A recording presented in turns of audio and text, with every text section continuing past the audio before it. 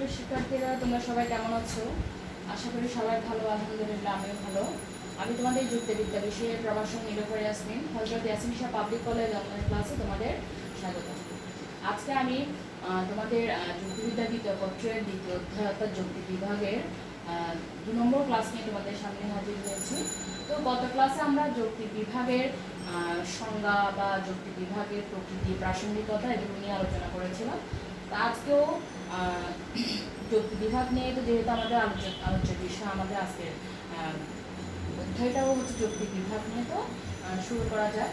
তো আমরা গত ক্লাসে যৌক্তিক বিভাগের যে প্রাসঙ্গিকতা বা প্রকৃতি আমরা জেনেছিলাম। তো প্রকৃতির মধ্যে আমরা জানি যৌক্তিক বিভাগে, আমি এটা লিখেছি এখানে, যৌক্তিক বিভাগে সাধারণত আমরা কি করি, একই সময়ে অর্থাৎ একটা মোমেন্টে আমরা কি করব, একাধিক মূলসূত্র অনুসারে একটি শ্রেণীকে কখনো বিভক্ত করতে পারবো না। অর্থাৎ একই সময়ে একটি বিষয় বা একটি মূলসূত্র অনুসারে আমাদেরকে বিভাগটা করতে হবে। অর্থাৎ একই সময়ে একাধিক মূলসূত্র অনুসারে একটি শ্রেণীকে কখনোই বিভক্ত করা যাবে না।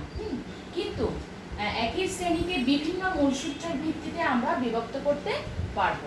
যেমন আমরা যদি মানুষ নামক এই শ্রেণীবাচক পদটিকে যদি আমরা সভ্যতার ভিত্তিতে কি করতে পারি, সভ্য মানুষ ও অসভ্য মানুষ, শিক্ষার ভিত্তিতে আমরা কি করতে পারি, শিক্ষিত মানুষ ও অশিক্ষিত মানুষ ইত্যাদিতে আমরা বিভক্ত করতে পারি। তা এখন আমি ছকের সাহায্যে সেটা দেখানোর চেষ্টা করেছি। ছকে আমরা 1 নম্বর ছকে আমরা কি দেখছি, মানুষকে যদি আমরা সভ্যতার ভিত্তিতে আমরা বিভক্ত করি বা বিভাগ করি, এটাকে সভ্যতার ভিত্তিতে যদি আমরা বিভাগটা করি, তাহলে আমরা কি পাচ্ছি, সভ্য মানুষ এবং অসভ্য মানুষ। আবার ঠিক সেই মানুষ নামক শ্রেণীবাচক পদটিকে যদি আমরা সততার ভিত্তিতে করি, তাহলে আমরা কি পাচ্ছি, সৎ মানুষ এবং অসৎ মানুষ। এখন এই চার্ট থেকে আমরা মোটামুটি আমরা দেখতে পাই যৌক্তিক বিভাগে, তাহলে আমরা কি পাচ্ছি, এখানে কিছু বিভক্ত মূল আছে, বিভাজক উপশ্রেণী আছে, সহবিভাগ আমরা পাচ্ছি। সেগুলো সম্পর্কে আমরা এখন জানবো। বিভক্ত মূল জিনিসটা কি, বা বিভাজক উপশ্রেণী বা উপবিভাগ, এগুলো সম্পর্কে এখন আমরা জানার চেষ্টা করব।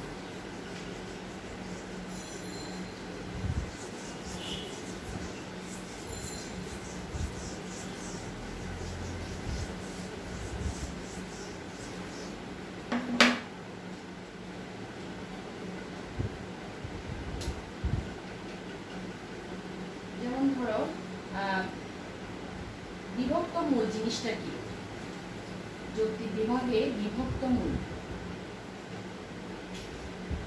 অর্থাৎ এই বেসিক বিষয়গুলো আমাদের জানতে হবে। বিভক্ত মূলটা কি, একই সময়ে একাধিক, আমরা জানি একই সময়ে একাধিক মূলসূত্র অনুসারে আমরা কখনো বিভাগটা করতে পারবো না। এখন বিভক্ত মূল কাকে বলে, যে শ্রেণীকে দিয়ে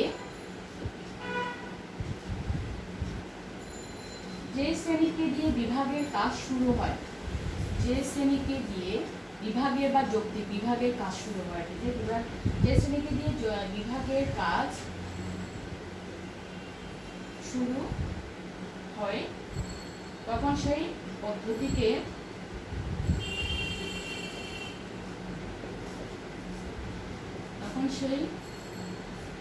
আমরা কি বলবো, বিভক্ত মূল।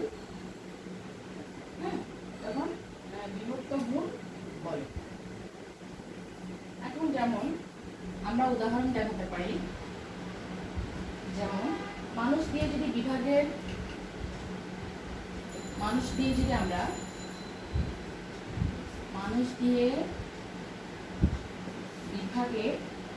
কাজ শুরু করলে, মানুষ দিয়ে যদি আমরা বিভাগের কাজ শুরু করি, তাহলে মানুষ হচ্ছে এক্ষেত্রে কি, মানুষ হবে কি, বিভক্ত মূল। অর্থাৎ আমরা যদি জীব দিয়ে শুরু করি, অর্থাৎ যে শ্রেণীটিকে আমরা বিভাগ করব, সেই শ্রেণীকে, আমি পদ্ধতি লিখছি না, সেই শ্রেণীকে, যে শ্রেণী দিয়ে বিভাগের কাজ শুরু হয়, তখন সেই শ্রেণীকে, আমার একটু ভুল হয়ে গেছে এখানে, সেই শ্রেণীকে যদি আমি লিখি, সেই শ্রেণীকে বিভক্ত মূল বলা হয়। আমরা যদি মানুষ দিয়ে বিভাগ করি, মানুষকে বিভাগ করলাম, যদি জীব দিয়ে বিভাগ করি, তখন কি, একটা মূলসূত্র থাকবে, এখানে ধরো সততা, বা এখানে জীববৃত্তি, সরি বুদ্ধিবৃত্তি ভিত্তিতে যদি আমরা করি, এখন আমরা অর্থাৎ যেই শ্রেণীকে আমরা বিভাগ করব সেই শ্রেণীটিকে আসলে আমরা কি বলবো, বিভক্ত মূল। যেমন এক্ষেত্রে আমরা জীব এবং মানুষকে কি বলবো, বিভক্ত মূল।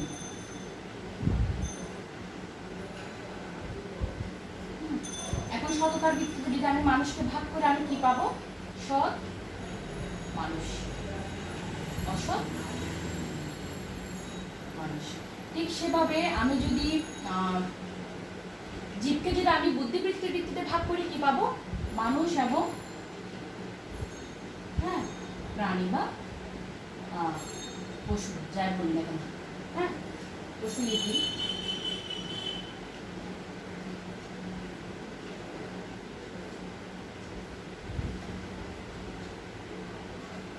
হ্যাঁ লিখলাম।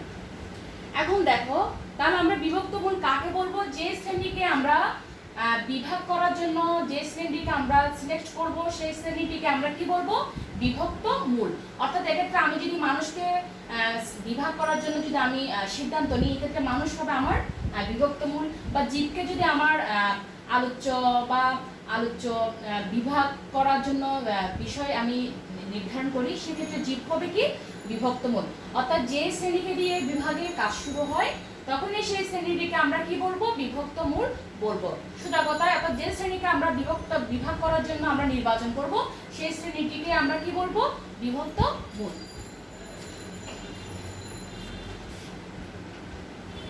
এখন আসো বিভাজক উপশ্রেণী কাকে বলে। বিভাজক উপশ্রেণী,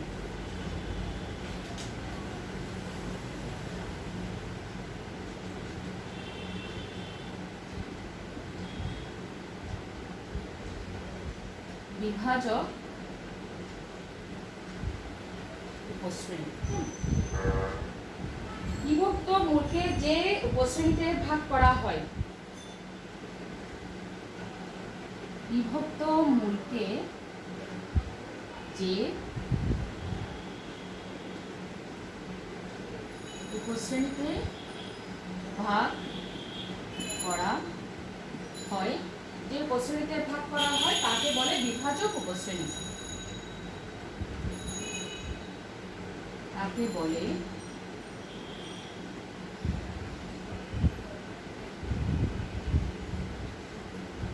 বিভাজক উপশ্রেণী।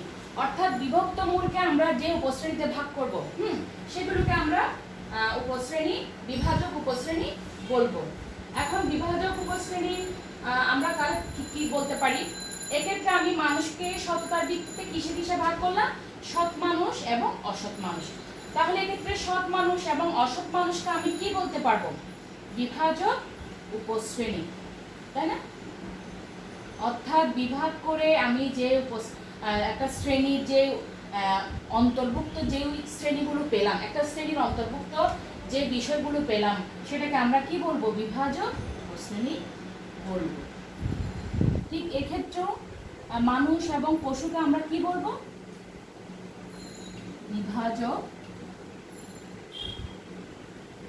উপশ্রেণী। অর্থাৎ বিভক্ত মূলে যেই বিভক্ত মূলকে যে বিভাগগুলোতে আমরা ভাগ করব, যে অংশগুলো আমরা পাবো সেই অংশগুলোকে আমরা কি বলবো, বিভাজক উপশ্রেণী। অর্থাৎ একটা শ্রেণীর অন্তর্গত বা একটা বিভক্ত মূলের অন্তর্গত যে শ্রেণীগুলো আমরা পাবো সেগুলোকে আমরা কি বলবো, বিভাজক উপশ্রেণী। এবার আসো সহবিভাগ কাকে বলে। হ্যাঁ, সহবিভাগ আমরা কাকে বলবো, এটা খুবই সোজা।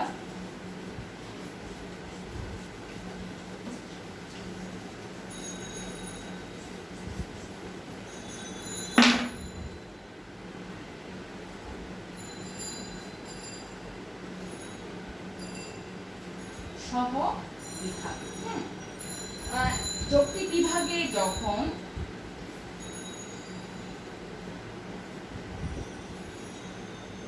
যৌক্তিক বিভাগে,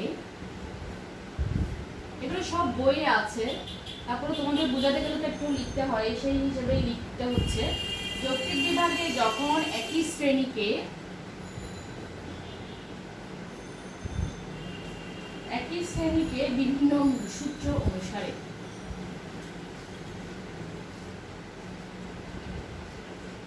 বিভিন্ন মূলসূত্র অনুসরণ করে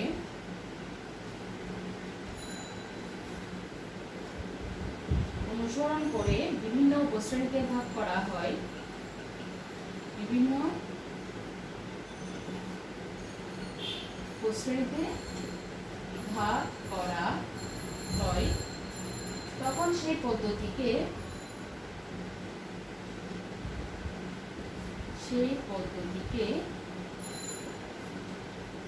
সহবিভাগ বলে। খেয়াল করো, যৌক্তিক বিভাগে যখন একই শ্রেণীকে বিভিন্ন মূলসূত্র অনুসরণ করে বিভিন্ন উপশ্রেণীতে ভাগ করা হয়, তখন সেই পদ্ধতিকে সহবিভাগ বলে। অর্থাৎ আমরা সহবিভাগটা আমরা কি বলবো, যেমন আমরা মানুষকে যদি আমি আবার লিখছি, মানুষকে যদি সততার ভিত্তিতে আমি করি, আমার যদি মূল সূত্র যদি সততা হয়, তাহলে মানুষ হচ্ছে আমার বিভক্ত মূল। এগুলো মানুষের সততার ভিত্তিতে আমরা কি পাচ্ছি, সৎ মানুষ, আরটা হচ্ছে কি অসৎ মানুষ। ঠিক সেরকম মানুষকে যদি আমি শিক্ষার ভিত্তিতে করি, শিক্ষা যদি আমার মূল সূত্র হয়, তাহলে আমি কি পাচ্ছি, শিক্ষিত মানুষ, অশিক্ষিত মানুষ। হ্যাঁ, তাহলে এগুলোকে আমরা কি বলছিলাম, শিক্ষিত অশিক্ষিত যাই বলি না কেন,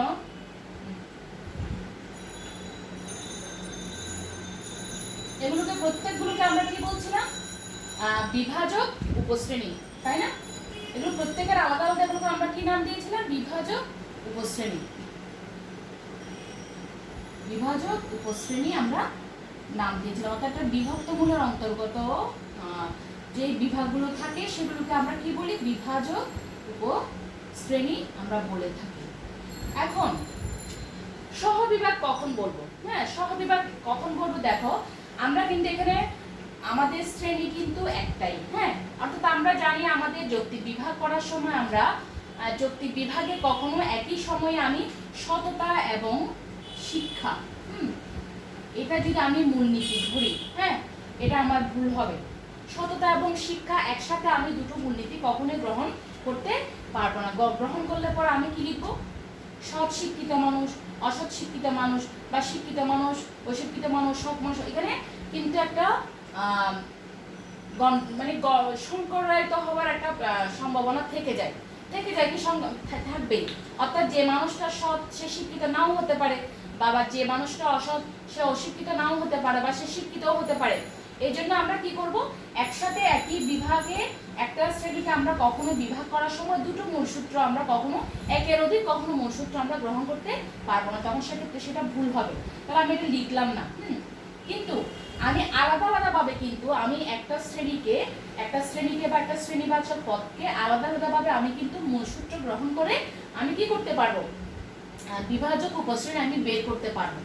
যেটা আমি উদাহরণে দেখিয়েছি, এখানে একবার সততার ভিত্তিতে করলাম, আর একবার মানুষকে শিক্ষার ভিত্তিতে করলাম। এখন যে এটা একই শ্রেণীকে, এই একটা শ্রেণীকে যখন আমি বিভিন্ন মূলসূত্র অনুসরণ করে বিভিন্ন উপশ্রেণীতে বিভাগ করব, এই প্রত্যেকটা বিভাগকে আমি কি বলবো, সহবিভাগ বলবো। অর্থাৎ মানুষকে যদি সততার ভিত্তিতে ভাগ করার পর আমি সৎ মানুষ অসৎ মানুষ পেলাম, আবার মানুষকে শিক্ষার ভিত্তিতে বিভাগ করে আমি শিক্ষিত মানুষ এবং অশিক্ষিত মানুষ পেলাম, তাহলে এদের পরস্পরের মধ্যে যে সম্পর্কটা, সেই সম্পর্কটাকে আমি কি বলবো, সহবিভাগ বলবো। অর্থাৎ একই শ্রেণীকে যখন আমরা বিভিন্ন মূলসূত্র অনুসরণ করে যে বিভাগগুলো পাবো, সেই বিভাগগুলোকে আমরা কি বলবো, এগুলো প্রত্যেককে আমরা কি বলবো,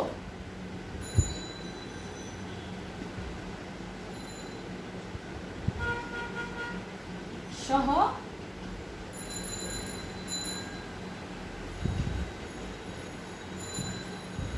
বিভাগ বলবো। অর্থাৎ একটা শ্রেণীকে যখন আমরা আলাদা মূলসূত্রের ভিত্তিতে বিভাগ করব, হ্যাঁ বিভাগ করে যে উপশ্রেণীগুলো পাবো, এদের প্রত্যেককে কি বলবো, আমরা সহবিভাগ বলবো। আশা করি তোমাদের বিষয়টা ক্লিয়ার হয়ে গেছে, আর কোনো সমস্যা হবে না সহবিভাগ বা বিভাজক উপশ্রেণী নিয়ে। তো এবার আসো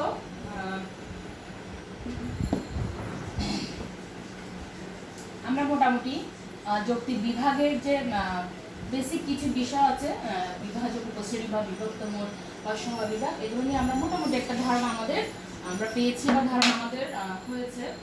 তো এখন আমরা যদি কিছু বিষয় আছে ওগুলো আমরা অনুপপত্তিতেও পাবো। তারপরে আমরা একটা ধারণা নিচ্ছি কিছু কিছু আচ্ছা, এই বিষয়ে আমরা পরে যাই।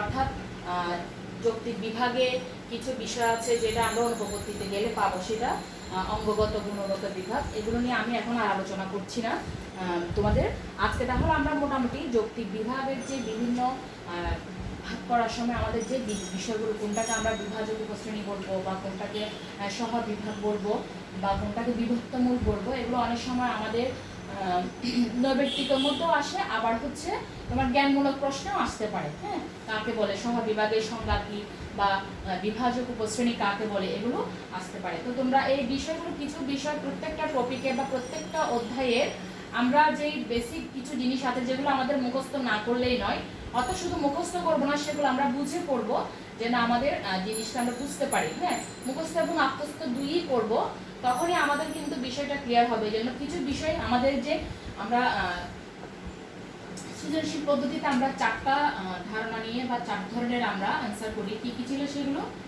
ক নম্বরে ছিল, ক নম্বর হচ্ছে তোমার জ্ঞানমূলক, খ অনুধাবনমূলক, তারপর গ নাম্বার কি প্রয়োগমূলক,